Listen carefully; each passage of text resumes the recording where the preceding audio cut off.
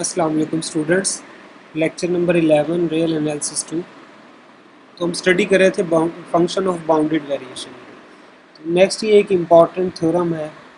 Theorem ये है कि every function of bounded variation is expressible as the difference of two monotonically increasing functions.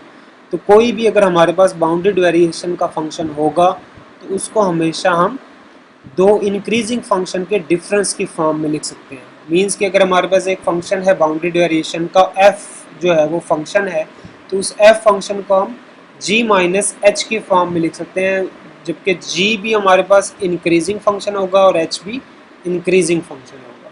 तो ये हमने प्रूफ करना है। तो अज्यूम कर लिया ये जो फंक्शन एफ है ये हमारे पास क्या है, ये बाउंडेड वेरिएशन का फंक्शन है। ये बाउंडेड वेरिएशन का फंक्शन है तो इसकी ये टोटल वेरिएशन जो है ये हमारे पास वी एफ जो भी इंटरवल ए बी होगा उसके ऊपर ये फाइनाइट वैल्यू होगी ना। इसको हमने शो करना है कि ये दो फंक्शंस के डिफरेंस की फॉर्म में। तो इस एफ ऑफ एक्स को हमने तोड़ के ये इस तरह से लिख लिया है, half into V F plus F minus half into V F minus F. अब इसमें देखिए ये हाफ एफ जो है ये पॉजिटिव का है, ये माइनस एफ -1/2 से मल्टीप्लाई होकर क्या हो जाएगा प्लस एफ डिवाइडेड बाई 2। तो प्लस हाफ एफ और ये भी प्लस हाफ एफ, ये कितना हो जाएगा टोटल 1 एफ के इक्वल हो जाएगा ना। ये वाला और ये वाला इनको जब ऐड करते हैं तो ये एफ आ जाता है ना। बाकी ये वाला इसको मल्टीप्लाई करें और इसको आपस में मल्टीप्लाई करें तो ये माइनस का है ये प्लस का है, ये आपस में कैंसिल हो जाएंगे। तो ओवरऑल ये जो क्वांटिटी है ये किसके इक्वल है, एफ के इक्वल है। इस एफ को तोड़ के ये इस तरह से लिख ली है। अब इसको हमने कैपिटल जी ऑफ एक्स का नाम दे दिया और इसको हमने कैपिटल एच ऑफ एक्स का नाम दे दिया। तो जो स्मॉल एफ था जो फंक्शन बाउंडेड वेरिएशन का था उसको हमने जी माइनस एच की फॉर्म में लिख लिया। अब हम ये शो करेंगे ये जो कैपिटल जी है ये भी इंक्रीजिंग फंक्शन है और ये कैपिटल एच है ये भी इंक्रीजिंग फंक्शन है। ठीक है, तो जो फंक्शन ऑफ बाउंडेड वेरिएशन वाला था ना एफ स्मॉल एफ, उसको हमने दो फंक्शंस के डिफरेंस की फॉर्म में लिख लिया। अब वो शो करेंगे वो दोनों फंक्शंस क्या हैं, इंक्रीजिंग फंक्शंस हैं। ये कैपिटल जी भी इंक्रीजिंग है, कैपिटल एच भी इंक्रीजिंग है। तो कैपिटल जी ऑफ एक्स की हमारे पास ये वाली वैल्यू है और कैपिटल एच ऑफ एक्स की वैल्यू हमारे पास ये वाली वैल्यू है ना। तो इनको शो करना है कि ये इंक्रीजिंग है। तो अगर हमारे पास स्मॉल x2 जो है वो x1 से ग्रेटर है तो इंक्रीजिंग फंक्शन के केस में क्या होगा कि g ऑफ x2 जो है वो g ऑफ x1 से ग्रेटर आएगा। g ऑफ x2 ग्रेटर होगा g ऑफ x1 से, अगर x2 x1 से ग्रेटर है तो ये इंक्रीजिंग फंक्शन की प्रॉपर्टी है ना।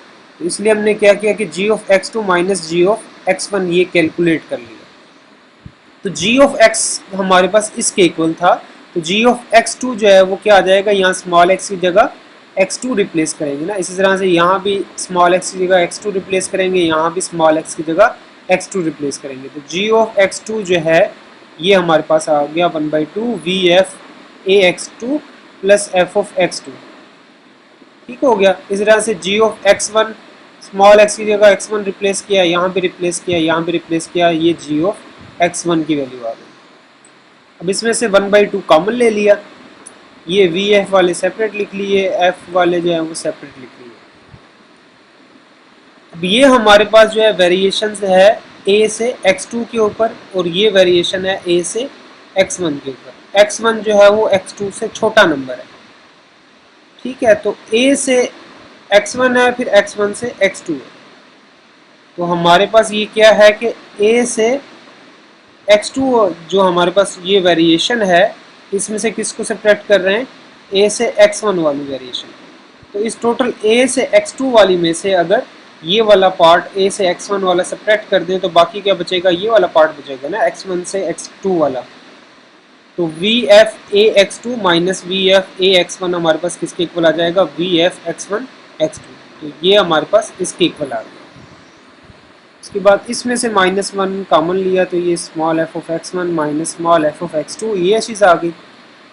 अब ये जो है ये हमारे पास किसके इक्वल होता है, ये सुप्रीमम ऑफ ये जितनी भी फंक्शन की वेरिएशंस होती है ना सारी पार्टीशंस के लिए उनका मॉड ये सम लेके सारी पार्टीशंस के लिए हम कैलकुलेट करते हैं ना। तो वो जो सुप्रीमम हमारे पास आती है सारी पार्टीशंस के लिए उसको वी एफ का नाम देते हैं ना। तो ये इन सारी वैल्यूज से ग्रेटर होगा ना। ये जो वी एफ है ये इन सारी वैल्यूज से ग्रेटर होगा ना, इसलिए ये F of X one minus F of X two से भी ग्रेटर होगा। तो ये जो v of F X one X two है ये ऑब्वियसली इस नंबर से ग्रेटर है, इस नंबर से ग्रेटर है, तो ये बड़ा नंबर है, ये छोटा नंबर है, तो इनका डिफरेंस क्या होगा, वो पॉजिटिव होगा ना। तो प्रूफ हो गया कि g of X two minus G X one क्या है, वो greater than or equal to zero है। इसको राइट साइड पे ले जाएंगे तो ये आ गया। तो जब हमने x2 को x1 से ग्रेटर लिया तो कैपिटल G ऑफ x2 भी कैपिटल G ऑफ x1 से ग्रेटर आ गया। तो इट मीन्स जो कैपिटल G है वो क्या है, इंक्रीजिंग फंक्शन है, ये प्रूफ हो गया। इसी तरह से कैपिटल H को भी हम शो करेंगे कि वो भी इंक्रीजिंग फंक्शन है। इसके लिए h of x2 minus h of x1 ये कैलकुलेट किया सेम वैसे ही।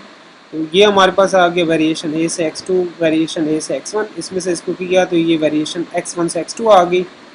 तो ये जो है ये इस नंबर से क्योंकि ग्रेटर है, ठीक है, इसमें तो ये वाली वेरिएशन जो है इस नंबर से ग्रेटर है ना, तो इसीलिए क्या होगा कि यहाँ पे हमारे पास ये पॉजिटिव नंबर आ जाएगा। तो h ऑफ x2 जो है h ऑफ x1 से greater than or equal to zero आ रहा है, इसको राइट साइड पे ले जाएंगे तो ये आ गया।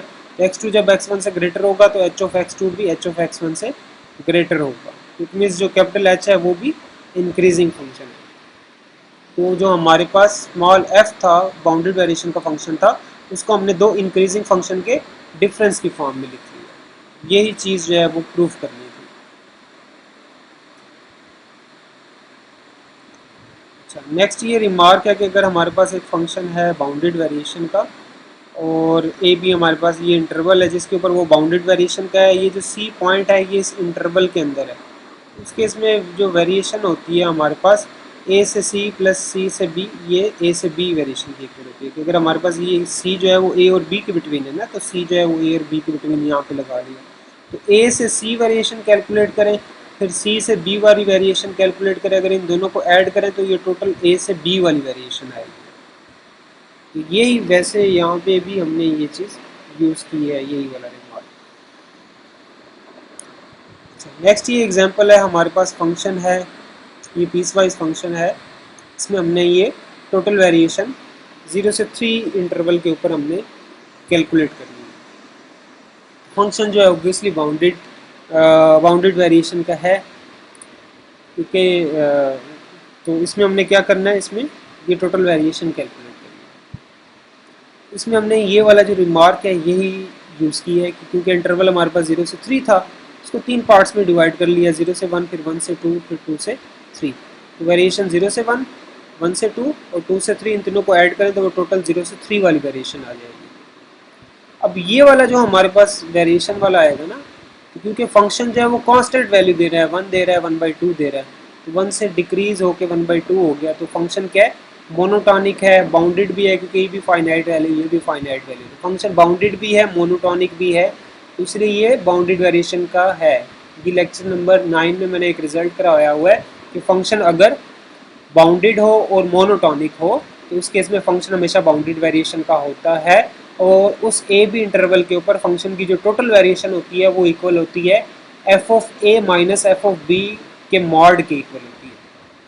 तो इसमें सेम वही प्रॉपर्टी लगाई है कि 0 के ऊपर हमारे पास फंक्शन की वैल्यू क्या आ रही थी, 1, और 1 के ऊपर फंक्शन की वैल्यू हमारे पास क्या आ रही थी, 1/2, तो 1/2 माइनस 1 का मॉड आ गया। फिर उसके बाद दूसरे इंटरवल पे ली तो सेम वही प्रॉपर्टी लगाते हैं, 1 के ऊपर फंक्शन की वैल्यू 2 है, 2 के ऊपर फंक्शन की वैल्यू 1/2 है, 1 के ऊपर 1/2 है, नहीं 2 के ऊपर जो है, 2 के ऊपर जो है वो फंक्शन की वैल्यू 2 है, और 1 के ऊपर जो है वो फंक्शन की वैल्यू क्या है, 1/2 है। तो 2 माइनस 1/2 मॉड लिख लें या 1/2 माइनस 2 मॉड लिख लें, एक ही बात है, एक ही आंसर आएगा ना। तो यहाँ से 2 और 3 के ऊपर हमने कैलकुलेट की तो वो हमारे पास क्या आ जाएगी, F of 3 minus F of 2 का मॉड। तो एफ ऑफ 3 हमारे पास क्या आ गया, 2, और एफ ऑफ 2 जो है वो भी हमारे पास इसी से आ रहा है, वो भी 2 है, 2 माइनस 2 का मॉड। तो ये वैल्यू 1/2 आ गई, ये 3/2 आ गई, ये 0 आ गई। तो ये हमारे पास इस फंक्शन की वेरिएशन जो है, टोटल वेरिएशन 0-3 इंटरवल के ऊपर वो हमारे पास क्या आ रही है, 2 आ रही है। इस तरह से अगर आपके पास ये कांस्टेंट वैल्यूज़ हों और ये पीस वाइज फंक्शन हो तो आप इस तरह से ये उसको डिवाइड करके ये टोटल वेरिएशन कैलकुलेट कर सकते हैं।